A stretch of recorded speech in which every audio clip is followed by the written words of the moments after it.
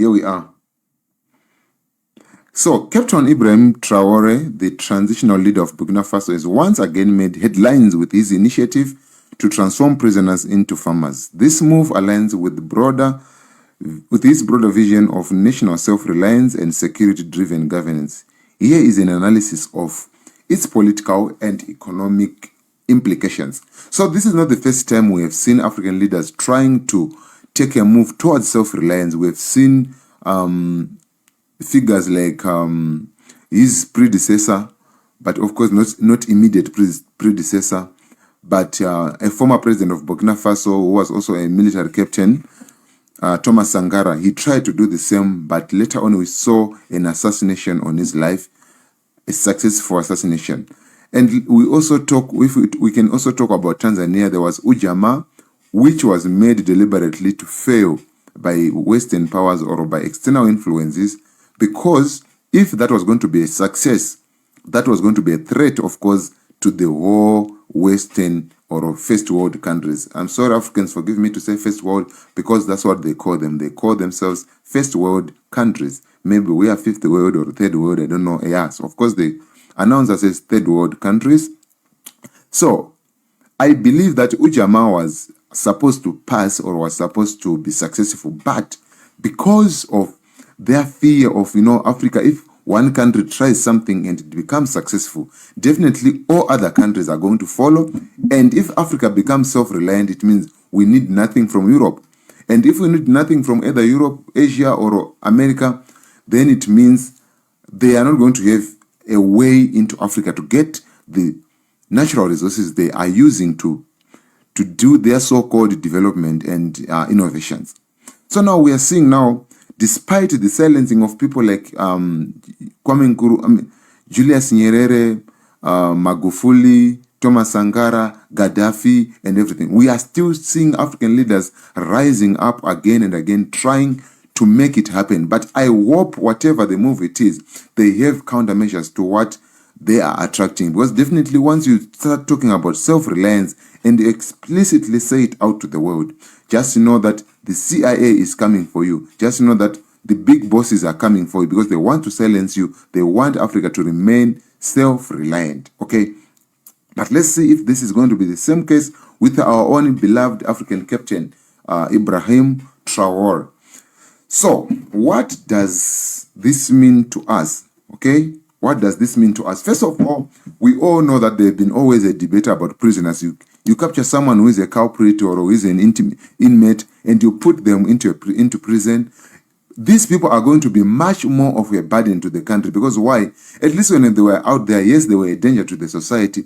But remember, the moment you put them into prison and they are useless there, they are just waiting to eat under the premise of correctional services. They are still eating taxpayers' money. They are eating for free. They are being clothed for free. They are being sheltered for free. But having such an initiative like the one that has been introduced by Captain Traore, it shows that now these people into prison, besides putting them into correctional services, they are now going to put some effect into the economy of the country, into the social life of the country. They are going to improve Burkina Faso's economy.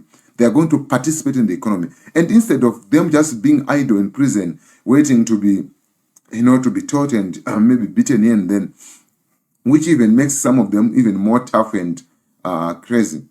At least taking them out there, having them to work for their hands, it can relieve some of them from the stresses. I feel like it has a certain psychological impact on their, or effect on their lives or on their mental health when they're out there doing the normal things people can do instead of just staying behind fortified walls. Okay, so now, so he has once again made headlines with his initiative to transform prisoners into farmers. This move aligns with his broader vision of self-reliance and security-driven governments. Here is an analysis of the political and economic implications. So we are going to start with the political implications. I just gave you a background of what is happening, and this project is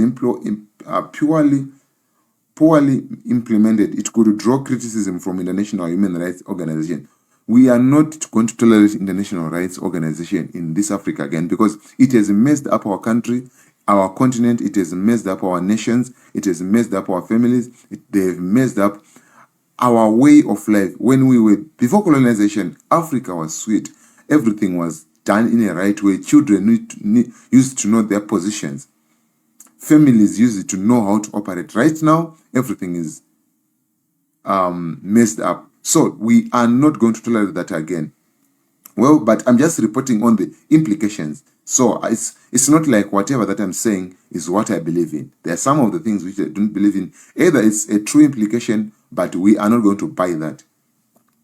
So on the matter of security concerns, by engaging prisoners in agricultural work, the government may hope to reintegrate them into society productively. However, the effectiveness of such a program depends on execution. Given Burkina Faso's security crisis with jihadist insurgencies, this move could also serve as a form of direct military or indirect military or self-sustaining security strategy by reducing state food dependence. Exactly. So, when it comes to economic implications, agricultural boost and food security. So, through having this labor, which was I do and everything, Burkina Faso, which is facing economic and security turmoil, has struggled with food shortages. Transforming prisoners into farmers could contribute to food self-sufficiency and self-reliance. If scaled effectively, this initiative could reduce the country's reliance on imported food and strengthening its economy. Remember, Burkina Faso's idea, or Africa's dream, is to be self-reliant and to get rid of international aid. Right now, we have seen how shockwaves have been sent throughout Africa when USAID withdrew its aid to Africa for the next 3 months, with uncertainty of what is going to happen after that auditing. I feel like it has a certain psychological impact on their, or effect on their lives or on their mental health when they're out there doing the normal things people can do instead of just staying behind fortified walls. Okay, so now so he has once again made headlines with his initiative to transform prisoners into farmers.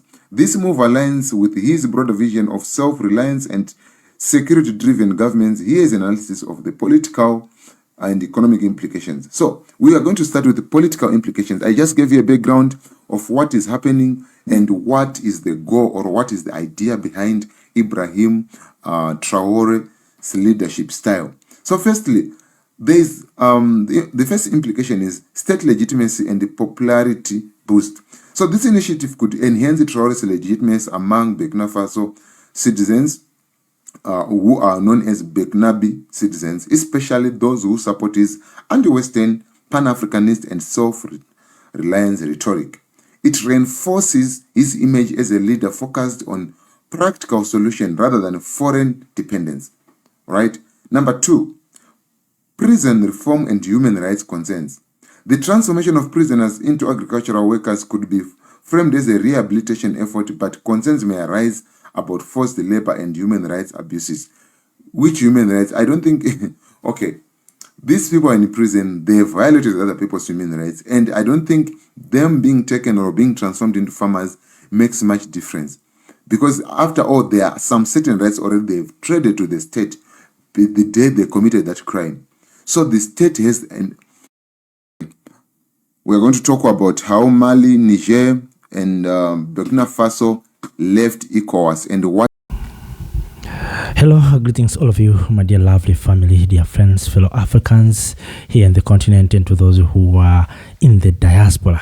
The young leader of Burkina Faso, Captain Ibrahim Traore, has shocked the world leaders after introducing a new law in Burkina Faso allowing prisoners to work in agriculture, and in return their sentences reduced. So Captain Ibrahim Traore has introduced this law in order to restore the dignity and culture of Africans. You know, in African culture, there's no prisoner, there's no these chains.